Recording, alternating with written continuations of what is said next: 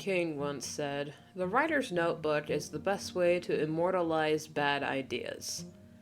He posited that good ideas stay with you while bad ideas will fade on their own.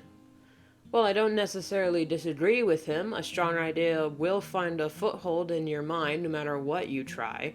However, I can't quite bend the knee to the king when it comes to his writing style. Stephen King is what is called a pantser writer, meaning he writes by the seat of his pants, never taking notes or forming an outline. By writing this way, he just lets the story flow out and never gets too attached to any ideas and force them to work. And it's obviously worked for him. He's written over 100 stories over the years, including novels, collections, short stories, and screenplays. Christine is one of my favorite books from his. The Outsider was great too, but the HBO series was immaculate. While I did enjoy the original Shining movie, Dr. Sleep punched me in the face and kicked me when I was down. Yet regardless of how I enjoyed these stories, others like Pet Sematary, Cujo, Firestarter, and Joyland were all such a slog to get through. I still haven't finished Pet Sematary or Firestarter and just gave up on Joyland or If It Bleeds.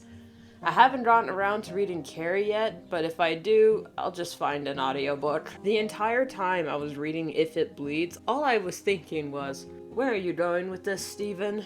I was hooked into Pet Sematary, but he lost me at the sex scene. This is all a way of saying that while I am a fan of Stephen King's works, I don't subscribe to his methods, even though I used to write the way he did. I remember way back in the first grade, whenever we had any sort of writing assignment, I refused to fully participate in the separate writing stages they had set up. I didn't see the point of outlines, first drafts, and whatever, when I could just skip all that and write the final essay and save time. I'm certain my teachers were all frustrated with me. Most of the time, all I needed to correct were spelling and grammatical errors. Back then, I had a pretty good idea of what I wanted to say in my assignments, and if I didn't, I'd just stare at the page until I figured it out.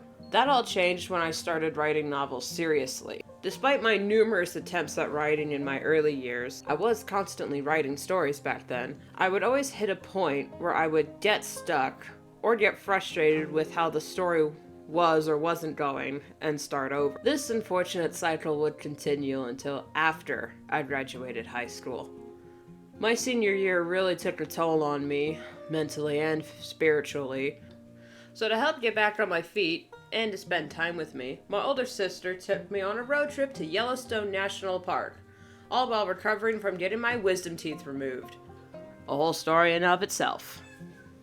It was meant to be a vacation for the both of us to relax and enjoy the summer, but more than half of my suitcase was just full of sketchbooks and manuscripts. Honestly, I think I had more spare lead and erasers than socks packed. Anyway, my first big revelation happened the first night on the road at a campsite next to a local famous theme park we visited. My sister, bless her, made the mistake of asking about the current project I was working on, and I proceeded to talk nonstop for the next 30 minutes about Warzone, a high fantasy novel I was reworking. I info-dumped all about the two main characters and gave a summary of the basic story that I honestly was making up as I went along. Two things happened that night.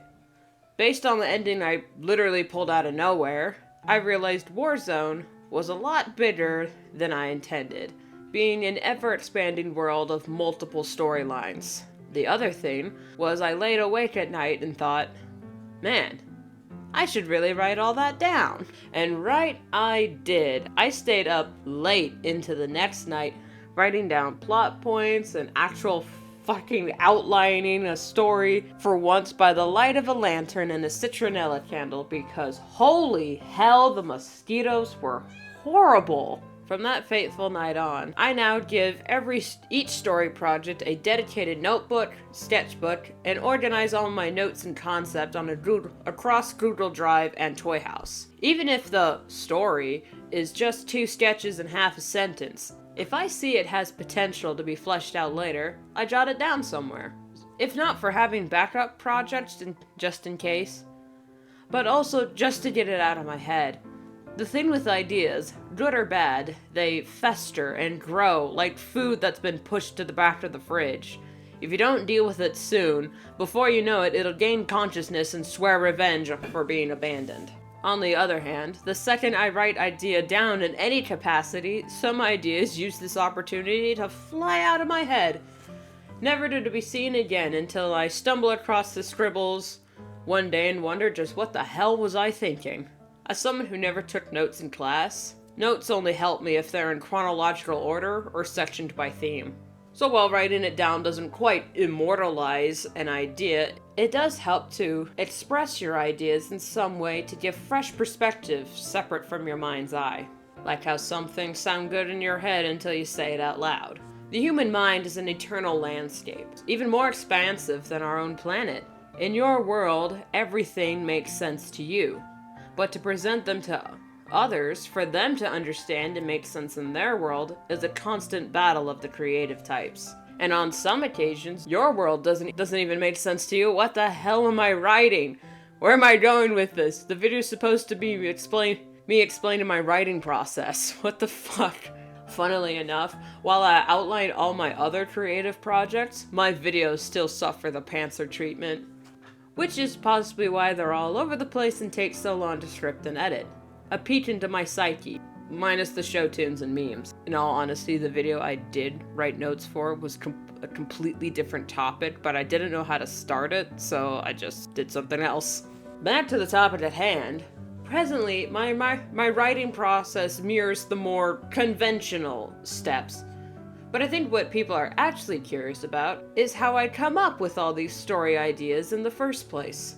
It's no secret that all of my stories are character-driven, meaning the plot and a bit of the world building are influenced by the characters, not the other way around. The entirety of Cosmic Castaways, a high fantasy epic saga of Tolkien-inspired space pirates with magic, was kicked off by a character design contest on DeviantArt, where we had to conceptualize a pirate captain sailing the cosmos. And with that base, I just added some other characters I had stockpiled into the story and reverse engineered a plot and multiple worlds from there. After I've amassed a few characters and the subsequent world building based on their designs, all that's really left is the story, and what media will be presented in.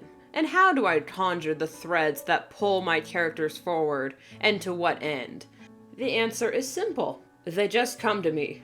I'm sorry, that's how it happens! The characters just kind of write themselves in a way. If you're having trouble figuring out your plot, map out how your characters relate to each other, or at least what they want and how that affects others. If two characters want the same thing but choose opposing methods of obtaining it, there will be conflict. If two characters want different things but can agree on the means, there could be a partnership or at least an understanding. If one character just wants to see the other suffer and will do anything to thwart them, guess what? They're shipping. Plot is what happens when your characters are off their schedule.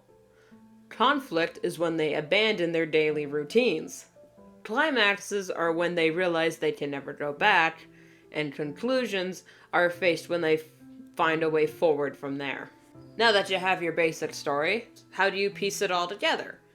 How do you weave the threads of character motivations, world building, and scene plans to form the perfectly crafted saga that's been living in your head for so long? I don't know. Yeah, still working on that one, guys. I may have 20 plus years experience of crafting stories, but those are mostly self-taught years of false starts and broken dreams. I'm still trying to break out of my characters are people too phase and coming to terms with the fact that not every detail is needed. It's all part of the learning process. I never really understood the kill your darlings phrase until I was forced to cut multiple scenes and jokes from my Warriors fan comic for the sake of flow and pacing. The immortality of an idea is not written in the notebook, but rather in the heart. I've said it many times before that I hope to use this channel as a way of documenting my creative journey and showcasing my efforts. But I can't fully discuss my projects without touching on what inspired them in the first place.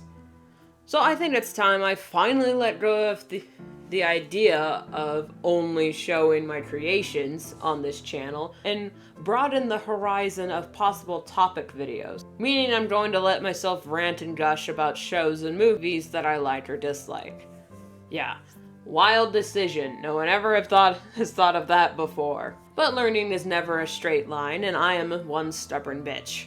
I'll start by shouting out a few channels that have helped me creatively and mentally. The Closer Look talks about the writing and the world building of movies and video games, but what I really like about his videos is when he picks apart a movie's flaws, he also talks about possible ways to fix those mistakes. I am of the opinion that if you can't think of a way to fix something, you're not critiquing, you're just complaining. So I salute him for that. I don't agree with every point he makes. I thought the endgame finale was great. But it's good to listen to people of differing opinions so you can better understand perspective. Speaking of perspective, shout out to the man himself, Local Script Man, who enlightened me on the characters must have perspective on the theme of your story fact. He gets into the nitty-gritty of the hows of writing, why it works and what doesn't, and why archetypes are overrated. He's dry and sarcastic, and I love it. Next is Cinema Therapy, a channel that focuses on the psychological side of movies and shows.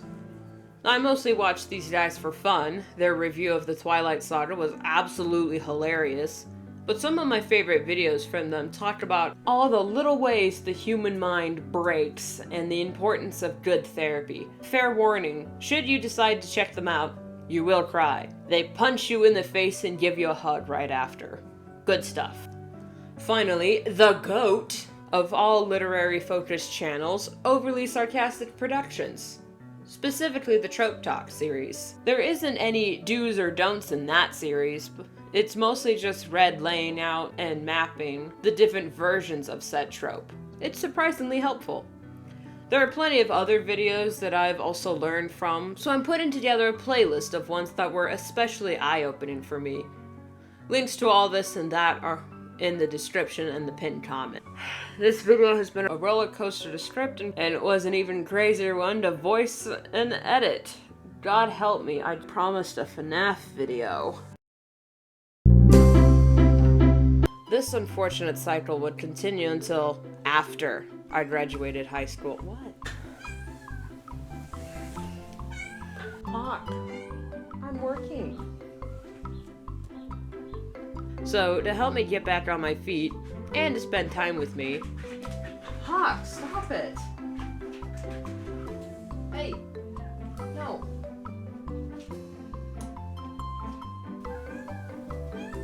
Stop! A whole story in of itself. Hawk, please, I'm trying to make a video.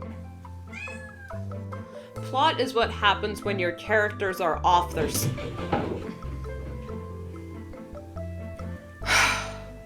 Fucking cats.